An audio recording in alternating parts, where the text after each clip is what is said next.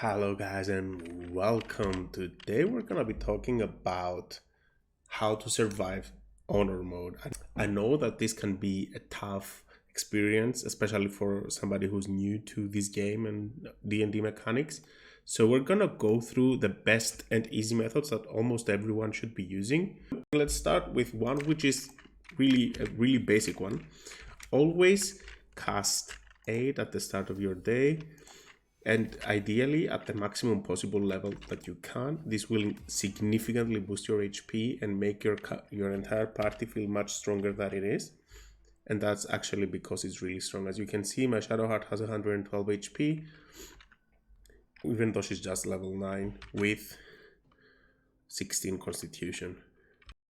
At the start of the day, ideally not during combat, you should be casting Longstrider on yourself and your party. It's free, but if you cast it during combat, it's not free. Number 2. So what's really abusable in D&D mechanics is getting that extra surprise round. Effectively, the way it works, you need to do it from turn-based mode, otherwise it's a bit clunky, but you attack while you're party in stealth and not standing on a red line, and then you get a full surprise round. So if you can attack with your party being in stealth, you and your party get an entire turn while the enemy isn't able to do anything. Let's assume that I'm actually in a bad situation right now, that I wouldn't be able to fight this fight. We're gonna go through the flee mechanic right now. So in order to be able to flee from an enemy, you have to be 27 meters or 90 feet, is that, away from them. So how do you do that? Well, you can use your action to dash. So by having Longstrider and haste, your movement speed becomes 42 meters each turn. Now what happens if we dash again? 63 meters, so it's 21 meters per dash, right? So that's an insane movement speed, which you can use to just get out of a difficult situation. That way, you can get up to 63 meters of movement speed, but you only need to be 27 meters away from an enemy. So you could have even used one action to disengage to ensure that you don't provoke opportunity attacks, because those can stop your attack, your movement. And as you can see right now, I am able to run, and I'm not close enough to exit, but I can leave the room and then I can just teleport to camp. And if I can get one of my party members out, then it doesn't matter if they die, because I can always resurrect them from withers. Up next, we have one of my favorite spells. So this spell, it's so strong that it feels like a cheat whenever you use it in this game. It's called Sanctuary. What this spell does, you or an ally cannot be targeted until you attack or harm another creature.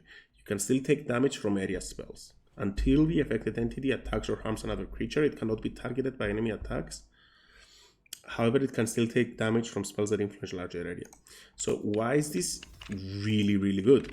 Because whenever I cast this spell, the AI cannot attack this character. So let's say that I'm in a bad situation. It actually did happen to me in my honor run.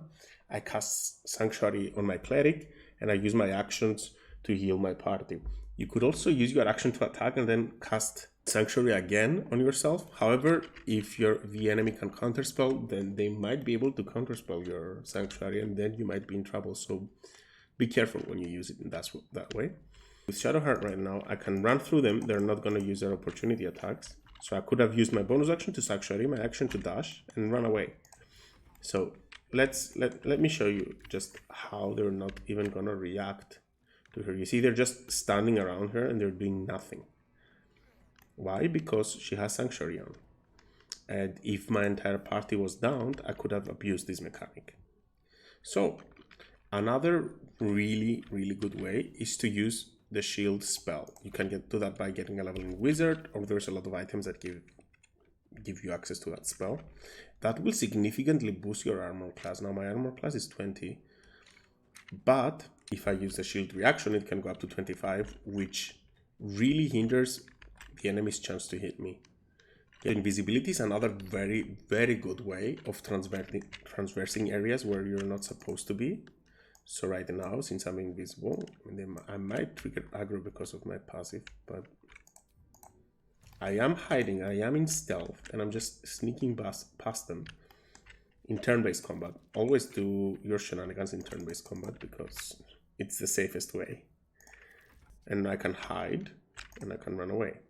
I can alternatively drink a potion of invisibility, which will make me invisible, and I'm also hidden, so the enemies won't know where I am, and then I can just sneakily run away. Should I drink a potion just to showcase? These are really expensive and these are not normal runs, so I really hope that you appreciate what I'm doing here. So what the enemies will do, they will go to where your last sync location was and do the detecting presence. But now they have no idea where my character is. So as you can see, we've left combat automatically because they don't know where I am. So if you're ever in a tough situation, just pop an invisibility potion, drink or use an invisibility scroll, hide and move. Last but not least, guys, keep in mind, and this is really important, drink elixirs. Elixir of the Colossus, Elixir of Peerless Focus. All of these items, your consumables, they're really, really good and really useful. Thanks for subscribing, Roman Kornilov. If you guys enjoy the content, please drop a like, drop a subscribe. So your elixirs are really important. They last until long rest, but you can only have one effect active at a time. If you're planning on having a really tough fight, you should always be drinking your elixirs, and they will give you really good buffs like this one, +5 bonus to initiative, and can't be surprised. You can never go wrong with this one. Don't waste them, but keep in mind that these are very useful buffs that you can give to each party member, and this will make them significantly stronger. One final thing, whenever you're exploring it, you can always keep a person at camp or hidden somewhere safely. And now I can safely explore with Shadowheart, and if she gets caught and if she's in combat, then I can always bring the rest of the party to help her, or let her die and resurrect her at Withers. But yeah, these are my tips, guys. Let me know what you think. I know that honor mode can be a challenging experience, but it's really fun and it's really rewarding. And yeah, let me know what you think. If you think that I've missed something, let me know in the comments. And I'll see you in the next video, guys. Thank you.